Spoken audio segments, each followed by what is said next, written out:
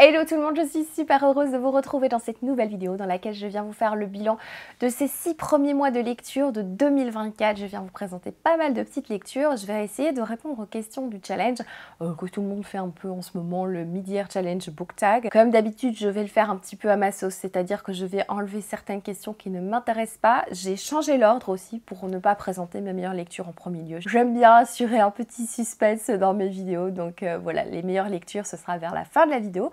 Et je crois que j'ai rajouté une question. Donc c'est parti pour cette vidéo.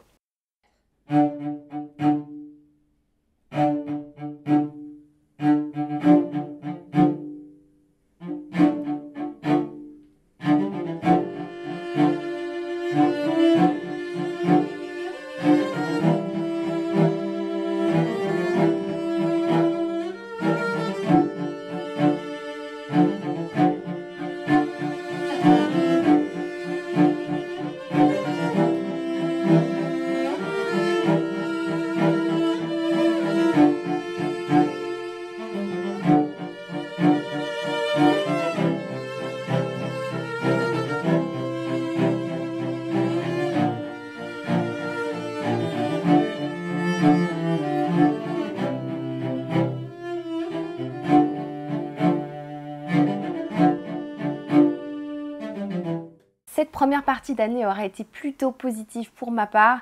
C'est vrai que j'ai eu quelques petits coups de cœur. J'ai lu à peu près 54 livres si je ne me trompe pas, en sachant que j'ai quand même lu beaucoup de graphiques, donc forcément ça monte très vite avec les graphiques. Je ne vais pas commencer, comme le demande le tag, par vous présenter mes meilleures lectures. J'aime bien garder le meilleur pour la fin. J'ai plutôt commencé par mes pires lectures. J'ai décidé de vous en présenter deux. Alors je crois que la question c'est plutôt parler des déceptions. C'est vrai que c'est pas forcément les pires lectures, c'est plutôt des déceptions.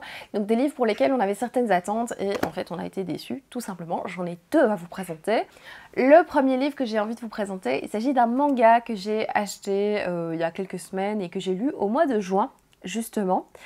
Et c'était une déception parce que j'attendais vraiment une lecture douce, réconfortante. Je pensais vraiment que ça allait être un coup de cœur, donc d'où la déception. Il s'agit de ce manga-ci, The Savior's Book Cafe Story in Another World. C'est l'histoire d'une petite jeune fille qui au début du récit va être contactée par une entité magique qui va lui demander de sauver un autre monde, donc de se rendre dans un autre monde. Et elle doit sauver ce monde et donc elle arrive dans ce monde après genre 5 pages et elle va développer des pouvoirs magiques, elle va ouvrir un café-librairie super chouette et tout, et elle va rencontrer certains personnages qui vivent dans ce monde. Alors pour le moment, dans ce premier tome, on n'a pas encore beaucoup de détails sur qu'est-ce qu'il faut sauver dans le monde justement, on a plus le côté cosy de cette petite jeune fille qui s'installe dans son book café, et en fait moi ce qui m'a énormément déçue c'est que tout allait trop vite et surtout tout était trop facile, donc la fille en 5 pages, elle est dans l'autre monde, et puis elle ouvre son café et elle développe des pouvoirs hyper facilement, sans trop travailler, ça vient comme ça. Il y a un côté assez frustrant que moi j'aime bien voir les choses évoluer lentement, progressivement, comme un peu Legend and Latte. J'avais vraiment envie de retrouver ça et c'est pas du tout ça. Ici ça va trop vite je trouve, sans aucun travail de la part de l'héroïne qui en un claquement de doigts sait faire plein de choses. Et oui, c'est mignon, mais ça m'a vraiment déçue. Alors je vais quand même essayer de lire le tome 2 et si c'est beaucoup mieux, je continuerai, sinon j'abandonnerai parce que j'attendais vraiment beaucoup de ce livre. Et alors la deuxième déception que j'avais envie de vous présenter, je vous en ai déjà parlé en long, en large et en travers, Une magie teintée de poison. Alors, je ne l'ai pas ici, mais en fait, je l'ai encore. C'est vrai qu'il est dans ma petite bibliothèque spéciale Vinted, donc je l'ai mis en vente sur Vinted, donc si ça vous intéresse. Mais je pense pas qu'après ma chronique, vous aurez envie de le lire. Donc, Une magie teintée de poison, je vous en ai déjà beaucoup parlé aussi. C'était une grosse déception parce que justement, j'attendais un livre qui parle de magie autour du thé. C'est vraiment ce que je voulais retrouver et en fait, j'ai rien compris à la magie développée dans le récit. En plus, ce livre manquait cruellement de cohérence et c'était vraiment une grosse déception. Surtout que c'était une lecture aussitôt achetée, aussitôt lue. Et quand je fais ce genre de lecture, justement, si le livre me déçoit, c'est encore pire. Parce que je viens de l'acheter, vous voyez, avec mon salaire du mois et paf, déception. Alors que si c'est un livre que j'ai acheté il y a genre 3 ans, bon, c'est pas, je sais pas pourquoi, je trouve que c'est toujours plus grave quand je viens de l'acheter. C'est vraiment débile, hein, j'en suis bien consciente. Alors, il y a une question qui parle des auteurs préférés. J'ai tout mélangé, hein, je fais vraiment à ma sauce. Donc, un nouvel auteur préféré, donc un auteur qu'on a découvert et qu'on considère comme un auteur préféré. Alors, il y en a plusieurs dont je vais vous reparler dans la vidéo. En fait, je me rends compte qu'il y a 3 auteurs que j'ai découverts cette année qui me plaisent beaucoup. Sans aucune surprise, il y a Michael McDowell avec lequel j'ai découvert Blackwater et Cathy que j'ai adoré également. Gros coup de cœur pour cet auteur. Donc, j'ai hâte de lire Les Aiguilles d'Or que j'ai pas encore lu. J'adore la manière dont il écrit. C'est vraiment très immersif. Il crée des univers, des personnages. Il y a un petit côté à la Stephen King dans sa manière de présenter les personnages, surtout dans Blackwater, surtout les personnages dans Blackwater. Ici il y avait quelque chose de très manichéen et peut-être moins fouillé que dans Blackwater qui prenait plus de temps forcément, mais vraiment j'aime beaucoup. Et alors il y a l'autrice Michiko Aoyama dont je vous parlerai un petit peu plus tard pour une autre question. Et alors je vais quand même citer une autrice dont je n'ai lu qu'un seul livre mais je sais que j'ai très envie de lire les autres. Il s'agit d'Octavia Butler que j'ai donc découverte cette année. Dans le cadre de le challenge de la nuit du hasard, j'avais pioché Octavia Butler en janvier ou février, je ne sais plus. Et je l'ai lu et ça a été une très bonne lecture. Alors ça n'a pas été un coup de cœur, mais je me suis rendu compte qu'il y avait des auteurs, autrices qui pouvaient parler de science-fiction d'une manière aussi passionnante qu'Octavia Butler. Ici, ce que j'ai adoré, c'est la présentation de notre héroïne qui se retrouve, qui se réveille à bord d'un vaisseau et se rend compte qu'en fait, elle est dans un vaisseau de Oankali, qui sont des créatures extraterrestres qui ont sauvé quelques survivants sur la planète. Et ça ouvre à pas mal de réflexions hyper intéressantes sur est-ce que vraiment les humains avaient mérité d'être sauvés, est-ce qu'ils avaient envie d'être sauvés, est-ce qu'ils avaient besoin d'être sauvés. Il y a tout ce débat hyper intéressant. En même temps, il y avait quelque chose de très beau et très particulier. Le développement de créatures qui ne sont pas faites comme nous, qui aspirent pas forcément aux mêmes choses que les humains, qui n'ont pas le même style de vie. C'est vraiment hyper intéressant de découvrir d'autres créatures, une autre manière de penser, créée par l'autrice. Vraiment, j'ai trouvé ça très riche.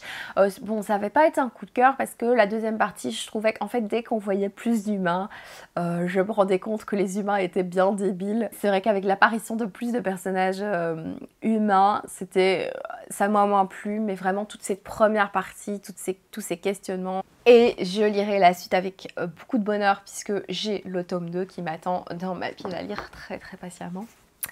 Donc voilà, ça c'est les 3 auteurs préférés du moment. Alors, un personnage préféré. Ah, alors... je vais vous citer 2 livres. Donc j'ai lu un thriller cette année qui m'a beaucoup plu parce que c'est vrai que j'avais râlé pas mal sur le thriller actuel. Je disais j'arrive pas à rentrer dans des policiers thrillers alors que c'est quand même un de mes genres préférés. Et cette année j'ai eu beaucoup de mal justement à lire du policier, du thriller, puisque à chaque fois j'étais déçue. Par le style, par des incohérences, par le fait que ça aille trop vite. Enfin, il y a beaucoup de choses qui me déplaisent dans le thriller actuel. Je ne dis pas chez tout le monde, mais dans ce que j'ai lu actuellement. Notamment le dernier Alexis Lebsker, par exemple. Et après avoir eu quelques déconvenues en policier, je suis tombée sur le livre Reine Rouge, que j'ai en e-book, de l'auteur. Alors, je ne sais plus son nom, mais je vous mets le truc ici. Et je pense qu'un de mes personnages préférés, ça va être soit John, qui est le protagoniste masculin du récit, soit la madame, dont je ne sais plus le nom. Ça va être peut-être John alors, puisque j'ai oublié le nom. Et si je me souviens de John, c'est peut-être que je l'ai préféré. Ça fait sens. Mais en fait, les personnages de manière générale dans ce récit, parce que même si on est sur une enquête policière, je trouve qu'il y avait beaucoup de substance chez ces personnages. Ils étaient vraiment bien présentés. Je les ai trouvés très réalistes, malgré des côtés un peu clichés qu'on retrouve beaucoup dans le policier. Quand même, on avait quelque chose de très touchant, de très réaliste chez ces personnages, et en particulier chez John, qui m'a beaucoup plu. Ouais, les personnages de Reine Rouge, je pense que c'est mon petit coup de cœur de l'année. Alors peut-être que c'est un effet de j'ai lu beaucoup de thrillers avec des personnages qui m'ont agacée, et du coup en retrouvant des personnages un peu plus humains, on va dire, un peu plus réalistes, je les ai mieux aimés. C'est peut-être pas les meilleurs personnages du monde, c'est peut-être en contraste avec ce que j'ai lu avant, mais pour moi ça reste un très bon souvenir. Sinon, j'ai une très bonne expérience de lecture, alors avec un livre qui n'est pas un coup de cœur, qui n'est pas dans mes meilleures lectures de l'année pour le moment, mais c'est vrai que ces personnages m'ont beaucoup plu. Il s'agit du livre Celle qui devint le soleil, que j'ai lu en juin. C'est une de mes 4 lectures du mois de juin. C'est de Shelley Parker Chan et j'ai fort accroché au personnage principal qui est une jeune fille qui se fait passer pour son frère pendant une grande partie du récit en fait. Elle se fait passer pour un homme et j'ai beaucoup aimé ce personnage parce que c'est un personnage très nuancé avec son besoin et son envie de survivre à tout prix. Et puis petit à petit, son désir de survivre va se transformer en désir de faire des grandes choses. C'est un personnage qui n'est pas toujours bienveillant, c'est un personnage qui va faire des choix répréhensibles. C'est vraiment un personnage que j'ai beaucoup apprécié. D'ailleurs, il y a un autre personnage dans le récit, c'est un petit peu dans l'autre sens, c'est un personnage très mauvais. Et puis on va un petit peu creuser et même s'il est toujours très mauvais, on va voir de l'humanité chez lui, un personnage que j'aime beaucoup également. Donc les personnages dans ce récit m'ont beaucoup plu. Il y a une question, c'est un livre qui m'a fait pleurer et cette année, je vous avoue que j'ai pas vraiment pleuré dans mes lectures. Est-ce que j'ai pleuré dans Blackwater? Je n'en suis même pas sûre, mais c'est vrai que l'année passée, j'avais pu vous en présenter un ici. Est-ce que je suis sans cœur désormais? C'est très possible. Je pleure plus volontiers dans les séries et les films, mais dans les livres, c'est assez rare quand même. Ceci dit, c'est vrai que quand je lis de la romance, j'arrive toujours à un moment de tension comme ça, où je pleure, mais comme j'en lis 3 par an, 2 par an, bah, ça n'arrive pas. Et dans la seule romance que j'ai lue cette année, j'ai pas pleuré. Non, j'ai pas pleuré cette année. Moi, mes yeux sont restés secs en lisant. Voilà. Alors, un livre qui m'a rendue heureuse. Je suis trop contente. Parce que cette année, quand même, j'ai développé une fascination pour les livres du bonheur, les livres qui font sourire, les livres qui te rendent heureuse, qui te mettent dans un petit cocon de réconfort. Et donc, j'ai découvert Michiko Aoyama avec un lundi parfum matcha qui m'a énormément plu. Je me suis retrouvée vraiment dans une bulle de réconfort. Je ne peux pas vous en dire beaucoup plus, j'en ai déjà parlé plusieurs fois sur la chaîne. C'est vraiment le livre du bonheur qui m'a rendue heureuse. Alors, dans ce type de roman, il se passe pas mille et une choses. Ici, en plus, on suit différents protagonistes avec un fil conducteur autour du café Marble, mais on suit différents personnages, mais il leur arrive pas mille et une choses. Il leur arrive certaines choses, mais c'est pas non plus des trucs rocambolesques. C'est doux. C'est réconfortant, il y a des petites doses effectivement, de good vibes avec des petits messages, mais c'est pas nauséabond, vous savez, parfois avec des phrases pleines de bons sentiments, mielleuses, en veux-tu, en voilà. Ici, il y a des petits messages par-ci par-là, mais je trouve que c'est assez subtil pour que ce soit pas mielleux. C'est juste réconfortant. Si vous cherchez du réconfort, bah, je vous conseille vivement. J'ai lu aussi le Jeudi saveur chocolat que j'ai beaucoup apprécié. Donc c'est des livres qui m'ont rendue heureuse cette année.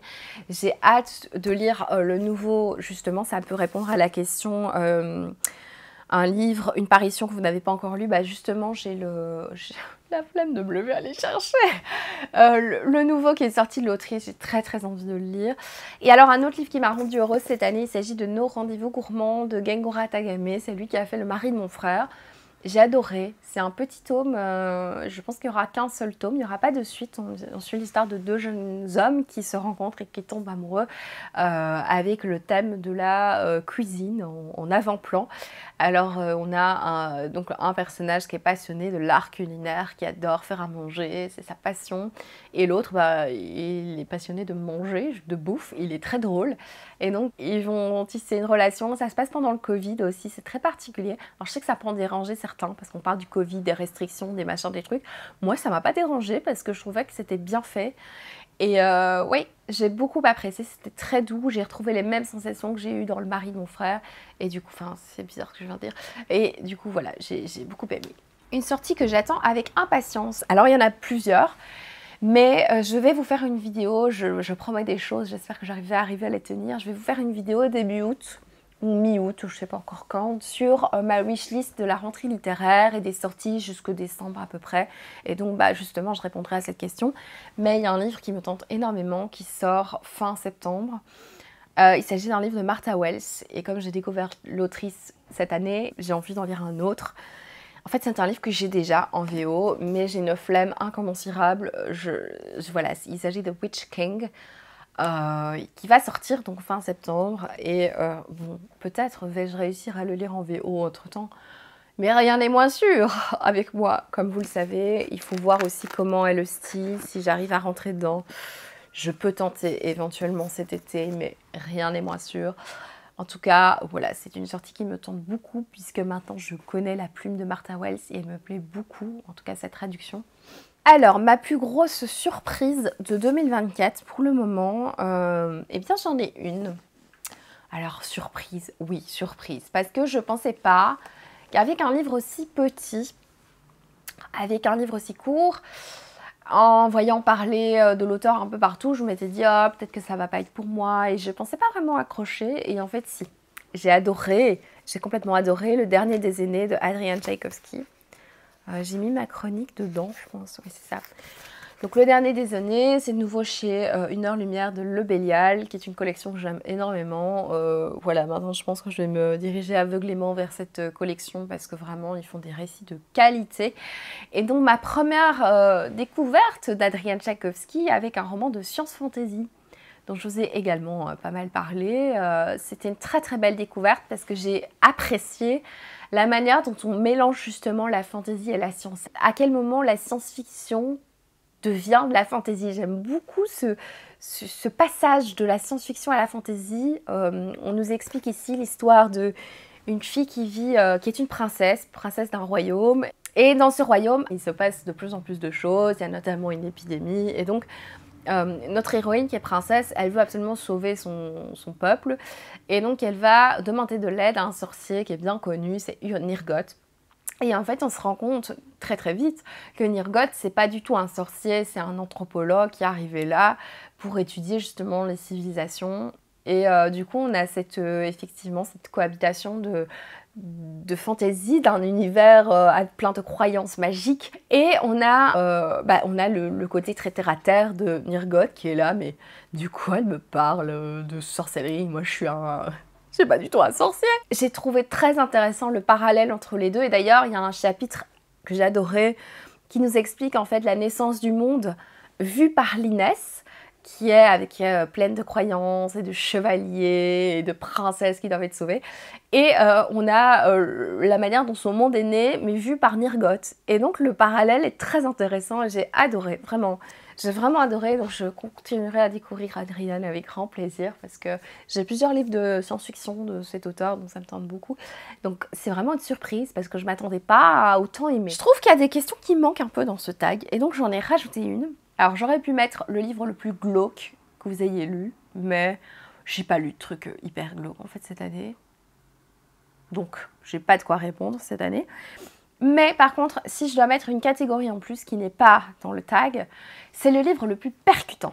Donc un livre qui vous a en fait marqué. Et je trouve que y a un livre qui m'a beaucoup marqué. Alors que c'est pas forcément le plus glauque que j'ai lu, mais vraiment il m'a percuté. Il s'agit de Suite Harmonie de Claire North. Donc pareil, je l'ai lu le même mois, je crois, que l'autre.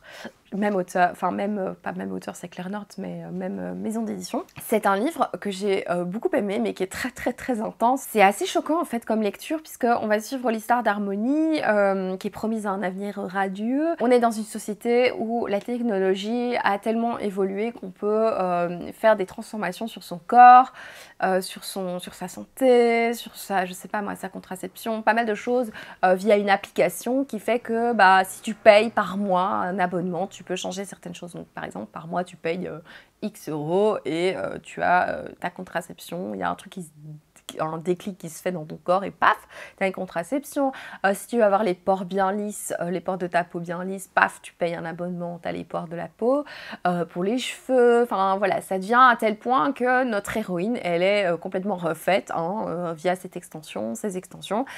Et on va voir en fait comment elle en arrive à avoir autant d'extensions sur son corps alors qu'au début, c'était pas du tout le cas. On va voir du coup ses rapports avec les hommes notamment, ses rapports hyper toxiques avec des hommes qui vont avoir un pouvoir sur elle, sur les extensions qu'elle choisit. C'est très très glauque comme lecture.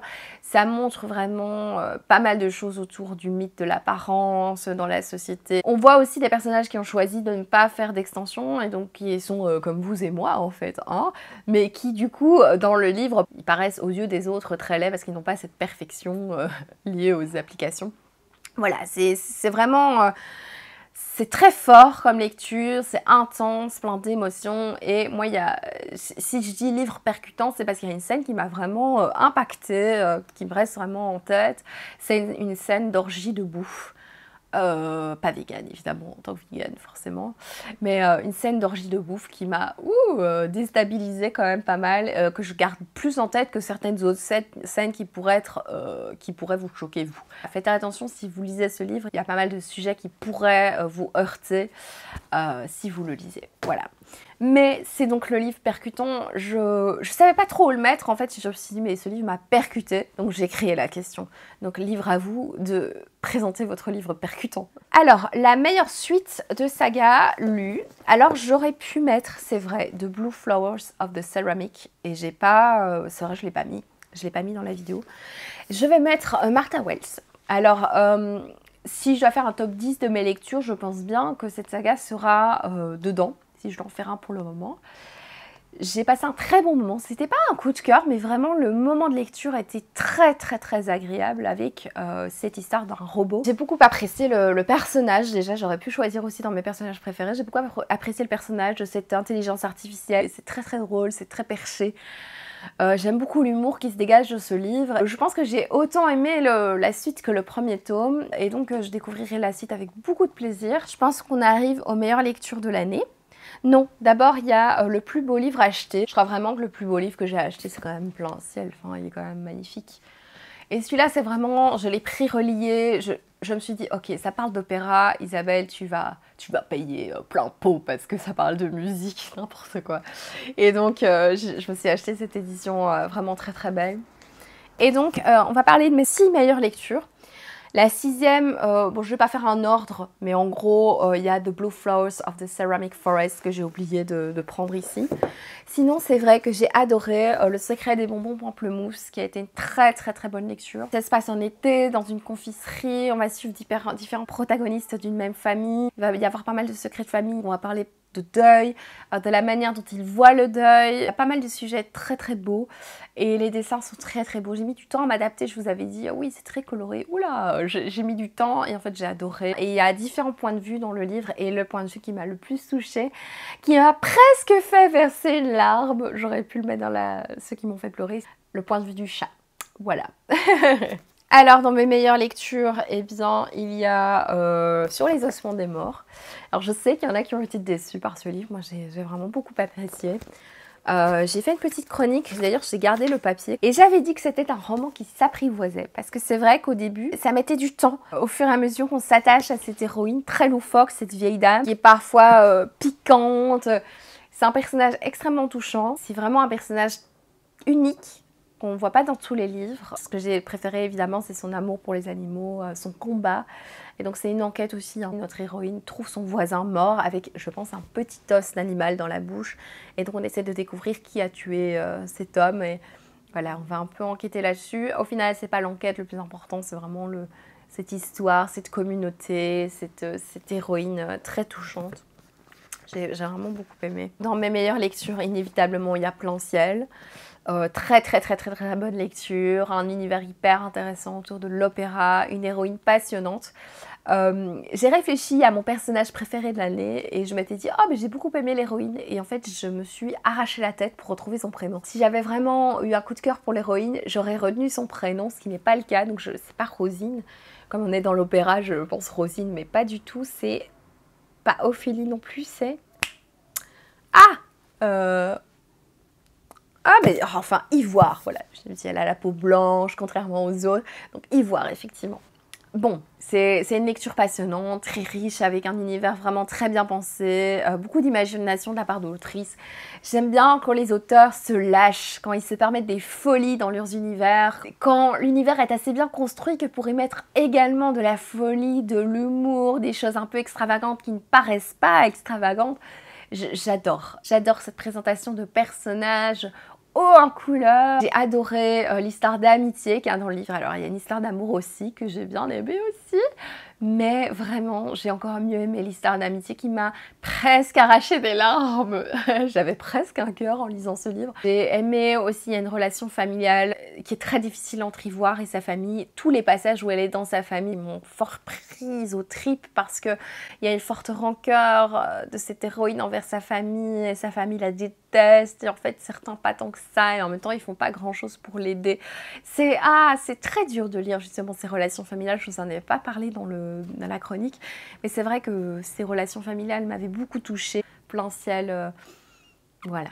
L'avant-dernière meilleure lecture, ce qui serait éventuellement dans le top 2, ce serait Blackwater évidemment, qui m'a embarquée pendant plusieurs semaines. Je vous en ai déjà parlé en long, en large et en travers, mais cette saga m'a énormément plu pour son côté saga familiale. J'ai vraiment une passion pour les histoires de famille, justement, comment naissent certaines rancœurs, comment se développent certaines relations entre frères et sœurs, des choses comme ça. J'aime énormément ça. Je me rends compte que mes plus gros coups de cœur en fait de ma vie de lectrice, c'est des histoires de famille en fait. Ça me plaît énormément quand c'est bien fait avec subtilité, et je trouve qu'il l'a fait merveilleusement. Et alors, dans mes meilleures lectures, je crois que c'est le dernier livre dont je vous parle aujourd'hui, je vais vous parler de Délicieux enfants de Fleur Vesco, qui n'est pas une surprise, hein, puisque j'avais adoré Dorier. On est sur un récit très cruel, qui est une réécriture du Petit Poucet cette fois-ci. On va suivre une famille pauvre qui vit isolée de tous les autres, au milieu d'une forêt si je ne me trompe pas. Ils ont faim au début du récit, et que vont-ils faire pour manger? C'est un livre très surprenant qui n'est pas dans la lignée de tous les autres réécritures de contes que vous pouvez lire. C'est vraiment un livre qui t'embarque dans des sentiers vers lesquels tu ne pensais pas aller. C'est vraiment très surprenant, très innovant, et c'est servi par une plume exquise, une plume très travaillée, somptueuse, Fleur Vesco. Alors ici, on est plus dans la cruauté que dans la sensualité qu'il y avait dans Dor et d'Oreiller. Ici, on est vraiment sur une histoire plus cruelle, un peu plus brute, mais non, ça n'en reste pas moins bien écrit, très très beau, très poétique. Bref, je vous laisse découvrir De Délicieux enfants, qui a été de nouveau une excellente lecture. Je pense une de mes 3 meilleures lectures de ce début d'année. Voilà, c'est tout pour ce bilan de cette première partie d'année. Depuis, j'ai pas lu grand chose. J'ai lu 2 livres. J'ai lu un classique russe, L'inondation, et j'ai lu un Nancy Houston que j'avais envie de retrouver cette année, que j'ai retrouvé avec plaisir, mais du coup c'était en juillet, donc c'est deuxième partie d'année. Voilà, c'est tout pour cette vidéo. Je vous remercie de l'avoir regardée jusqu'au bout. N'hésitez pas à me dire ce que vous avez aimé cette année, ce que vous avez détesté, et quelles sont vos envies pour la suite de l'année. Je vous fais de gros bisous, je vous dis à bientôt, ciao.